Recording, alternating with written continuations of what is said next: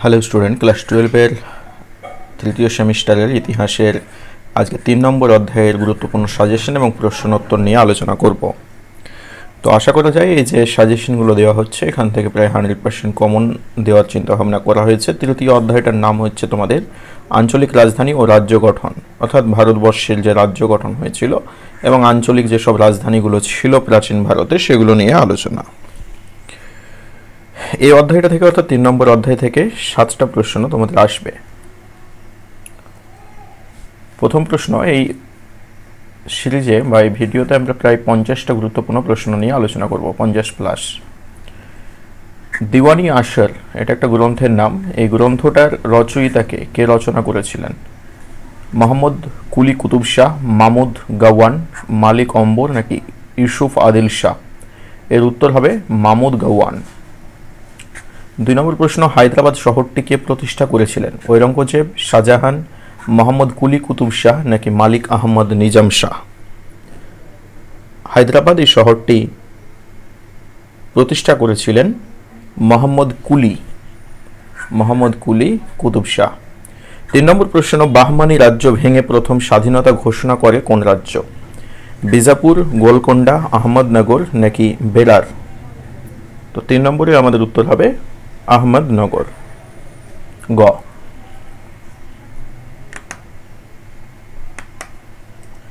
4 নম্বর প্রশ্ন, আহমদনগরের কোন শাসক বেরার দখল করে এবং কবে দখল করেছিলেন?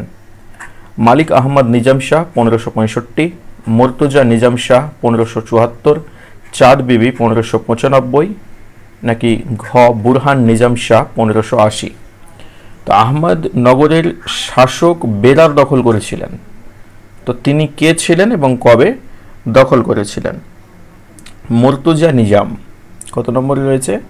খ মুর্তজা নিজাম, তিনি এটা দখল করেছিলেন কবে? 1574 খ্রিস্টাব্দে। 5 নম্বর প্রশ্ন, গোলকোন্ডা দখল করে মুঘল সাম্রাজ্য অন্তর্ভুক্ত করেছিলেন কে এবং কবে? শাহজাহান 1636, ঔরঙ্গজেব 1687, মোহাম্মদ আদিল শাহ 1686, মালিক অম্বর 1600 খ্রিস্টাব্দে। তো গোলকোন্ডা এটা দখল করেছিলেন একজন মুঘল শাসক এবং তিনি সেটাকে গোলকোন্ডাকে দখল করে মুঘল সাম্রাজ্যের মধ্যে অন্তর্ভুক্ত করেছিলেন। তো এর উত্তর হবে ঔরঙ্গজেব, ক্ষয়ের অপশন। ঔরঙ্গজেব 1687 খ্রিস্টাব্দে তিনি গোলকোন্ডা দখল করে মুঘল সাম্রাজ্যের মধ্যে নিয়েছিলেন। 6 নম্বর প্রশ্ন, আহমদনগরকে চূড়ান্তভাবে মুঘল সাম্রাজ্য অন্তর্ভুক্ত করেছিলেন। তো আমরা এখানে দেখলাম যে গোলকোন্ডাকে দখল করেছিলেন ঔরঙ্গজেব, আর আহমদনগরকে কে করেছিলেন? আহমদনগরকে ঔরঙ্গজেব, শাহজাহান, মুরাদ নাকি আকবর? এটাকে শাহজাহান, আহমদনগরকে শাহজাহান অন্তর্ভুক্ত করেছিলেন। কবে অন্তর্ভুক্ত করেছিলেন? 1636, এখানে সালটা দেওয়া নেই, 1636 খ্রিস্টাব্দে। 7 নম্বর প্রশ্ন, বাহমানি সুলতানরা কোন দেশের সংস্কৃতি দ্বারা প্রভাবিত হয়েছিলেন? তুর্কি, মুঘল, পারস্য নাকি আরব? এর উত্তর হবে পারস্য, গ। গোলগম্বুজ কার শাসনকালে নির্মিত হয়েছিল? ইউসুফ আদিল শাহ, মোহাম্মদ আদিল শাহ,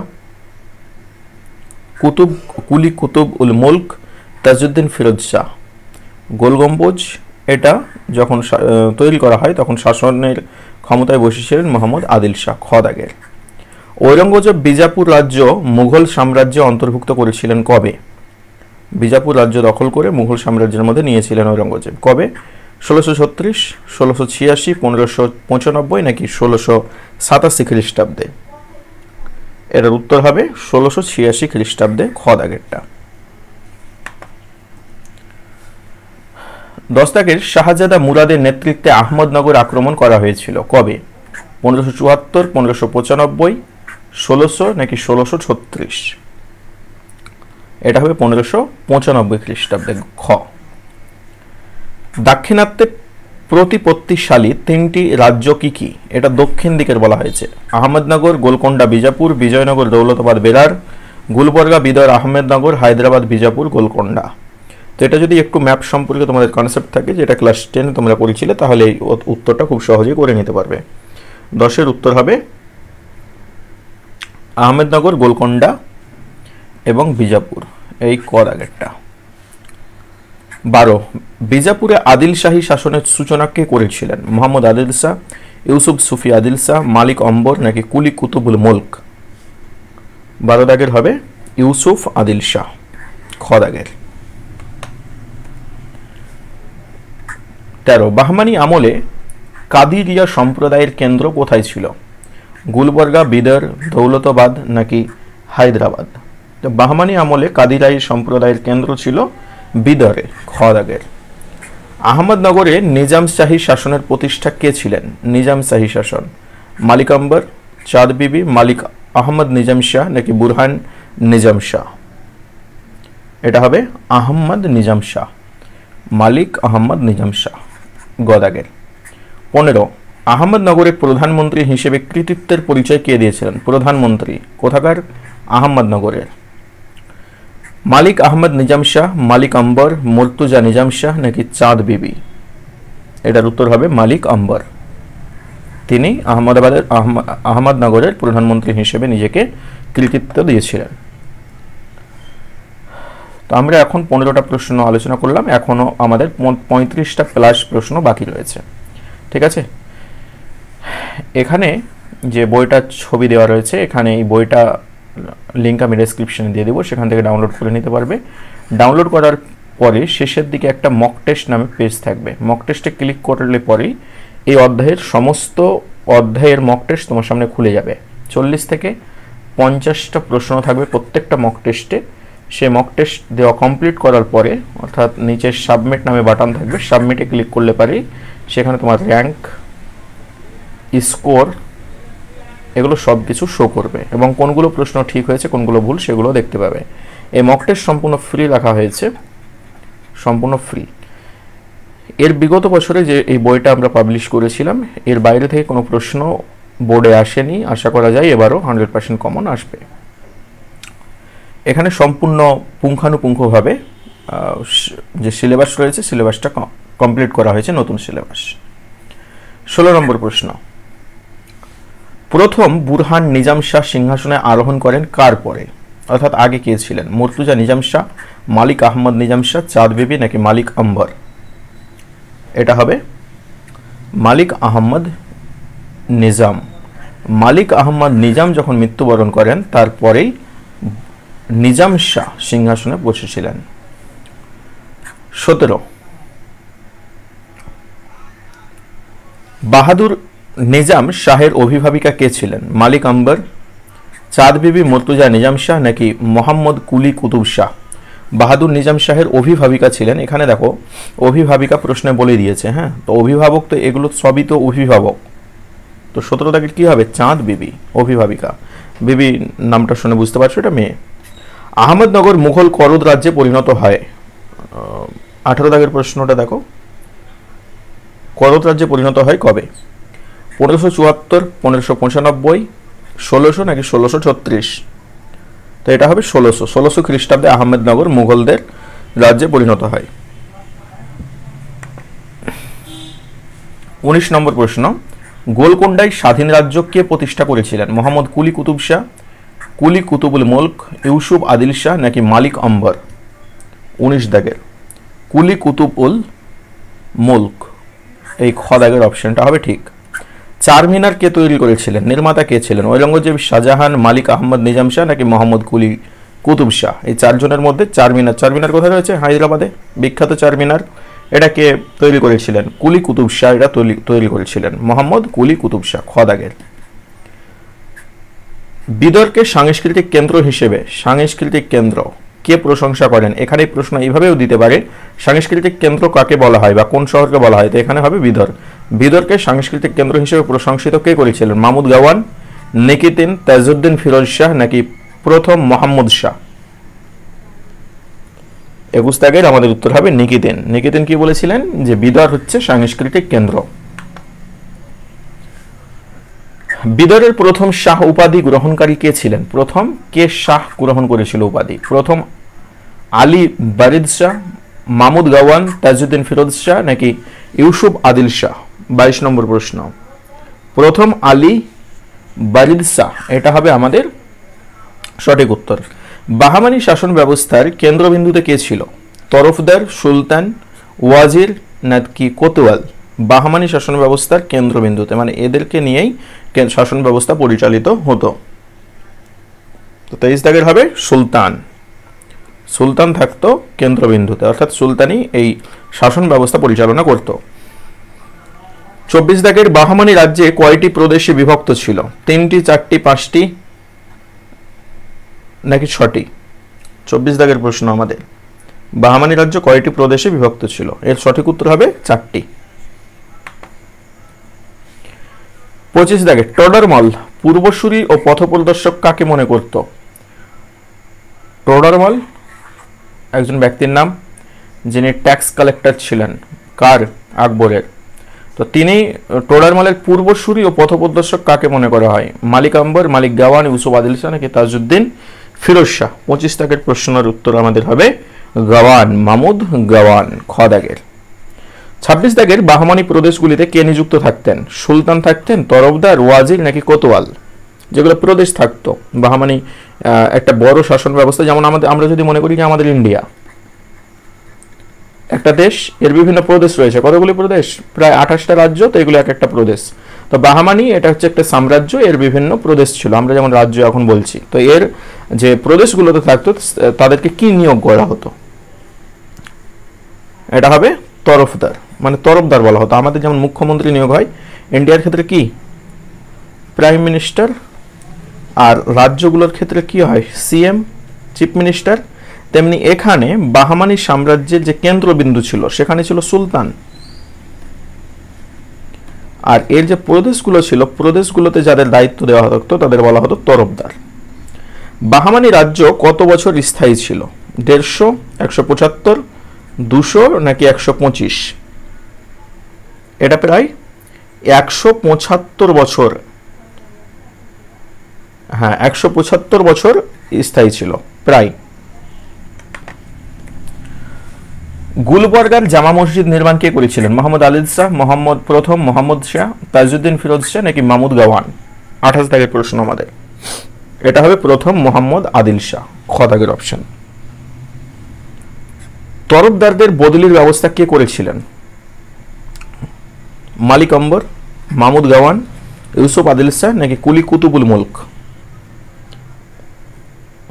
এটার উত্তর হবে মাহমুদ গাওয়ান, খ। বাহমানি রাজ্যের বাহিনীর প্রধানকে? বাহিনী বলতে সেনাবাহিনীর যেমন আমাদের প্রধান হয়, তো তেমনি বাহমানি রাজ্যের বাহিনীর প্রধান কে ছিল? তরফদার, সুলতান, কোতোয়াল নাকি ওয়াজির? তো আমরা ইতিমধ্যে কিন্তু দুটো পেয়ে গেছি, তাই না? বাহমানি রাজ্যের বাহিনীর প্রধান কে? সুলতান। সুলতানের হাতে কেন্দ্রীয় বাহিনী ছিল। 31 সৈন্য বিভাগের অধিনায়কের পদবি কি ছিল? খাস ই খেল, ওয়াজির ই কুল, আমির ই জুমলা, সদর ই জাহান? কোনটা হবে? এখানে হবে খেল, খাস ই খেল, ক দাগের। আর আমির ই জুমলা এটা ছিল অর্থ ব্যবস্থার। বাহামানি শাসন ব্যবস্থার সর্বনিম্ন একক কি ছিল? তরফ, গ্রাম, প্রদেশ, দুর্গ? শাসন সর্বনিম্ন একক আমাদের যেমন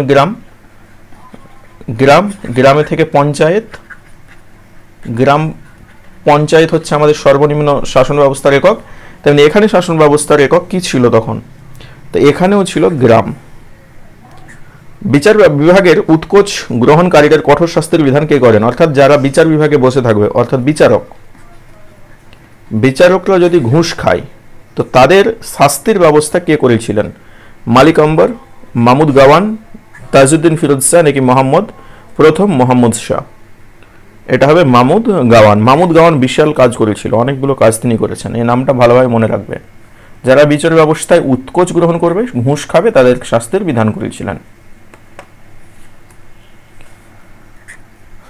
34 দাগের,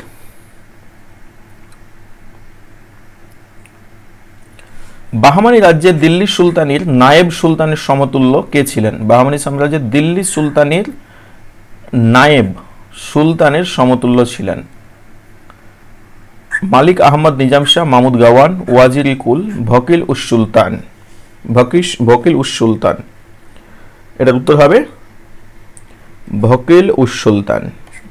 ভকিল উস সুলতান কোন পদের সমতুল্য ছিলেন? তো একটু আগে তো আমরা বললাম যে দিল্লির সুলতানি নায়েব সুলতান। ওয়াজিরি কুল পদটির দায়িত্ব কি ছিল?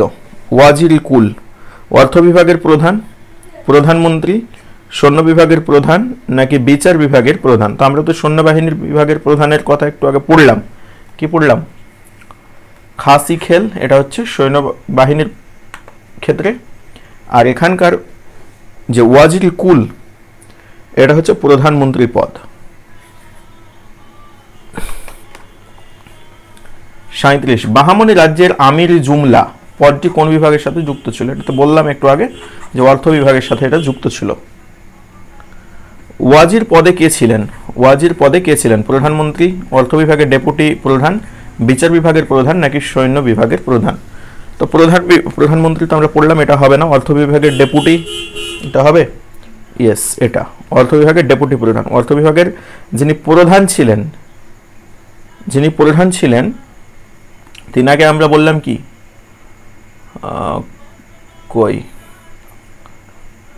আমিরি জুমলা। আমিরি জুমলা হলেন অর্থ বিভাগের প্রধান। আর অর্থ বিভাগের যিনি ডেপুটি প্রধান ছিলেন, মানে প্রধানের পরে যার স্থান, তিনাকে বলা হতো ওয়াজির। বৈদেশিক ও রাজদরবারের কাজ দেখাশোনা করতেন কে? মানে যেটাকে আমরা এখন বিদেশ মন্ত্রী বলি, তখন এই বিদেশের ব্যাপারগুলো এবং রাজদরবারের কাজগুলো কে দেখাশোনা করতেন? সদরি জাহান, ওয়াজির আশরাফ, খাসি খেল, আমিরি জুমলা, এগুলো এক একটা বিভাগের নাম। তো এটা হবে ওয়াজির আশরাফ। 40 বিচার ও ধর্মীয় বিষয়ের প্রধান কে ছিলেন? এখন যেমন আমরা বিচারপতি বলি এবং ধর্মীয় ক্ষেত্রে পণ্ডিত বা ইমাম বলি, মাওলানা বা ফাদার বলি খ্রিস্টানদের ক্ষেত্রে। তো বিচার বিভাগের এবং ধর্মীয় বিষয়ের প্রধান একজনই ছিলেন, তেনাকে কি বলা হতো?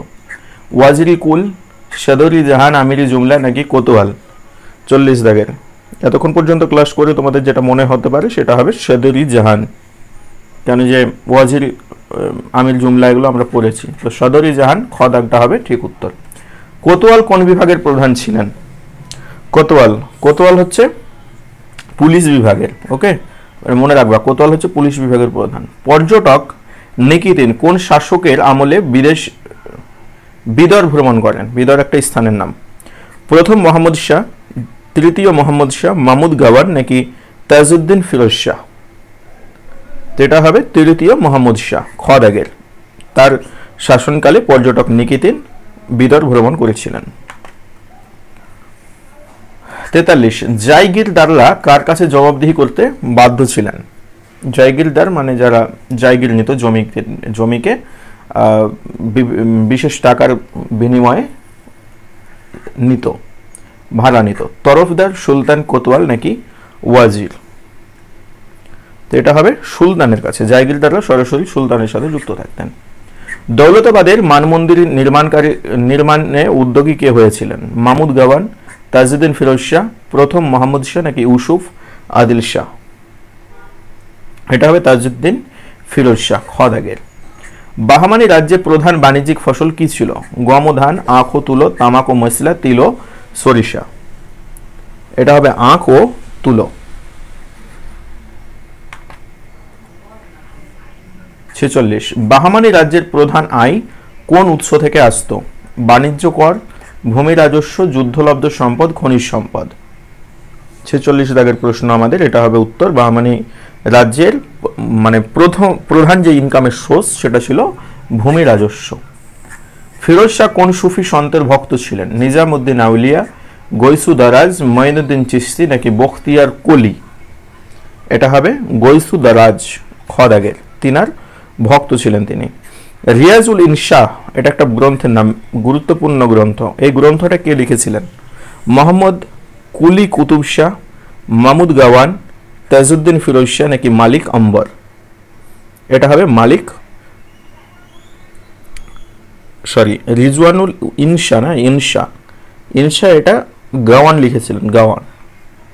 গাওয়ান কত নম্বরে আছে? খ, এই গাওয়ান হবে উত্তর। 49 নম্বর প্রশ্ন আমাদের, বিদরে সুবিশাল মাদ্রাসা কে নির্মাণ করেছিলেন? এখানে দেখো নাম দেওয়া রয়েছে। প্রথম মোহাম্মদ শাহ, মাহমুদ গাওয়ান, তাজউদ্দিন ফিরোজ শাহ নাকি ইউসুফ আদিল শাহ? এর উত্তর হবে গাওয়ান। মাহমুদ গাওয়ান বিশাল কাজ করেছিল। ট্রলার মালের পূর্বসূরি ও পথপ্রদর্শক কাকে মনে করা হয়? এটা একটু আগে আমরা বললাম। কোনটা হবে চারটার মধ্যে? এই 50 দাগেরটা কমেন্ট করে লিখো আমাদের যে কোনটা হবে। ট্রলার মালের পূর্বসূরি ও পথপ্রদর্শক কাকে মনে করা হতো? এর আগে কিন্তু আমি এটা উত্তর দিলাম। এটা তোমাদের বাড়ির কাজ থাকলো, কমেন্ট করে জানাও। এরপরে আমাদের এখানে সোশ্যাল মিডিয়া পেজগুলো রয়েছে, এগুলোর সাথে যুক্ত থাকলে তোমরা বিভিন্ন আপডেটগুলো পাবে এবং ফ্রিতে যে পিডিএফগুলো আমরা দিই, ফ্রি পিডিএফগুলো এখান থেকে অ্যাক্সেস করতে পারবে। আর এরপরে কোন বিষয়ের উপরে তোমরা চাও ভিডিও, সেটা আমাদের কমেন্ট করো, আমরা সেই বিষয়ের উপরে ভিডিও দেওয়ার চেষ্টা করব। এবং আজকের কোনো যদি প্রশ্ন থাকে ক্লাস থেকে, তাহলে সেগুলো তোমরা নিঃসংকোচে বলতে পারো। আবার বলছি যে এই বইটা যদি ফলো করো, তাহলে এর বাইরে থেকে কোনো প্রশ্ন আসবে না। আশা করেছি আমরা যে এর মধ্যে থেকে বিগত বছরে যে প্রশ্নগুলো এসছে, কোনো প্রশ্ন বাইরে থেকে আসেনি। এবারও সেম একই আমরা উদ্যোগভাবে আপডেট করেছি বইটাকে, এবং আশা করা যায় এই বছরে এই বইয়ের বাইরে থেকে কোনো প্রশ্ন আসবে না। তো তাড়াতাড়ি এটা ডাউনলোড করে নাও। ডাউনলোড যদি করতে অসুবিধা হয় কমেন্ট করো, কমেন্টে আমরা সমস্ত কিছু বলে দেব। ওকে, তো আজকে পর্যন্তই। Thank you very much.